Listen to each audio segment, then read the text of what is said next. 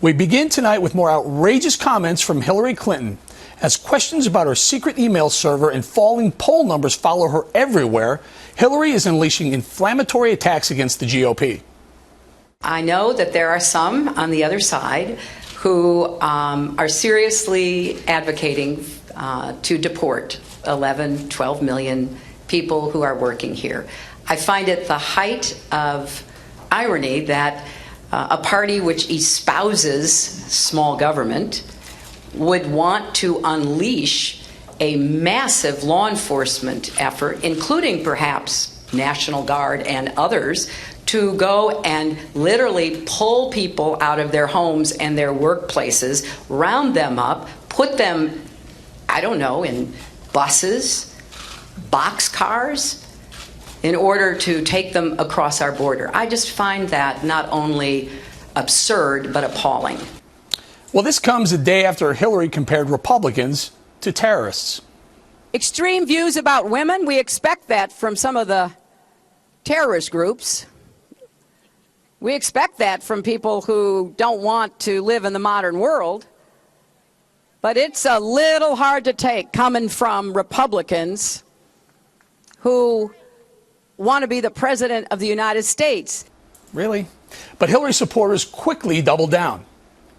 So she wasn't calling them terrorists. She was saying, why is the Republican Party so out of date? And truly, I mean, if you look at what these candidates are espousing, no exceptions for rape or incest. I mean, okay, come on. So no apology is necessary. No apology. Okay. I mean, that's kind of ironic, Chris, don't you think, coming from the party with Donald Trump with such inflammatory, wild rhetoric. No, I think she's totally right to call them out on their extremism. Well, Republicans were quick to pounce. They won't call terrorists going all the way back to Benghazi and even before that, but they call their political opponents terrorists. So is this another unforced Clinton error, or is the former Secretary of State telling Democratic primary voters exactly what they want to hear? With us now, Jeff Smith, a former Democrat state senator from Missouri and a professor at the New School here in New York City. And from Tampa, Florida, Adam Goodman, a Republican strategist. Adam, I'm going to start with you right off the bat. That first Hillary Clinton soundbite, she mentioned boxcars. Now, a day ago, she compared GOP to terrorists. Boxcars, the first reference I think of is Nazis bringing Jews to their ultimate demise. Was this an unforced error, or was that perfectly placed by the Clinton campaign? It's unbelievably unhinged. I mean, you're hearing the hyperbole of desperation from a campaign that's flailing in message and falling in the polls. She's upside down, Eric, in terms of believability. 6 out of 10 Americans don't trust her. She's upside down in terms of likability. And increasingly, she's going the wrong way in terms of inevitability. At a time when Americans want real and genuine, what they're really seeing from Hillary is deceit and dishonesty. And she's got to do better than that if she expects to not only be the nominee of her party, but to be a serious combatant for president of the United States. Jeff, now you were state senator, but now you're a professor. You hear Hillary Clinton use the term boxcars. What comes to your mind? Well, clearly, it may not have been the best way to phrase things, but everyone's making such a big deal out of the word she's using.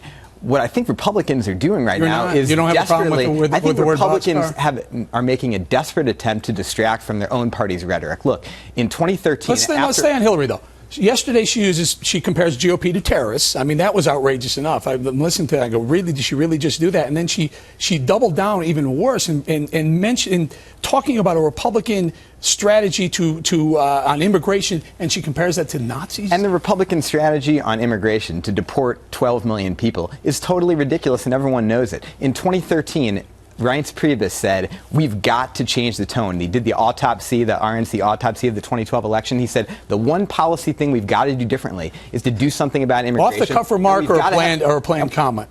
Boxcars. Probably an off-the-cuff remark. What do you say, Adam? Off-the-cuff remark. I mean, can you imagine what that means to Jews, not only in this country, but across the world? Can you imagine what that means to people who lived through the history of all of that? It's not only insulting and out of place, it's wrong, but it really reveals a candidate that's kind of flailing and in trouble. And actually, we've heard a lot recently, Eric, about the possibility that Joe Biden may enter into the race for president, I can tell you it may actually be the best thing that ever happened to Hillary, because right now, as she seeks a coronation to the nomination, she's doing very, very badly. She's going to need someone to up her game, and if she does not, she's not going to be ready for prime time when it counts. Adam, Marco Rubio, we play a soundbite of Marco Rubio saying the Democrats can't even call terrorists terrorists, but they want to call GOP terrorists. You want to weigh in on that? I do. I mean, this is the time, and whether you like Donald Trump or not, he's bringing it and kind of bringing it straight. People want straight talk right now more than ever, at a time when most Americans are kind of shaking in their boots about our inability as a country to get things done. So I think Marco is absolutely on the right track. Call things for what they are, and then let's find out what the remedies that are needed to turn this country around and go for it. Jeff, Hillary seems to be really concerned about choosing tough words as opposed to being ready to bring tough action. And maybe, Jeff, let me ask you, is she using the word, comparing GOPers to terrorists? She's using the word boxcars, inciting the Nazi reference. Maybe it's because of the recent Q poll that showed that the most common word associated with Hillary Clinton amongst Democrats and Republicans is liar.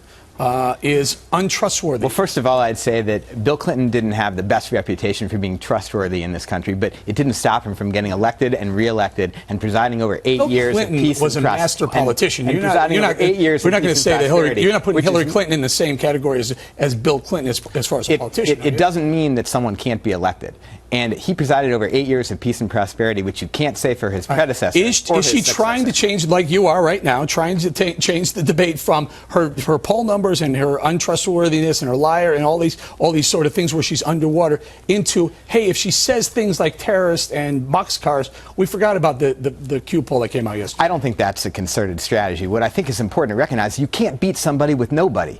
And right now, the word that's most closely associated with the Republican frontrunners, Donald Trump and Jeb Bush, are arrogant and Bush. And since Jeb's brother left office with an approval rating about equal to what Nixon's was during impeachment, I don't think Republicans should be feeling too happy. Adam, this is how they're good. This is how the left does it. They ask them a question, they bring it right back to something else. And we're on Hillary and her comments, and then we brought it back to Bush and Trump. Last thought, Adam, very quick.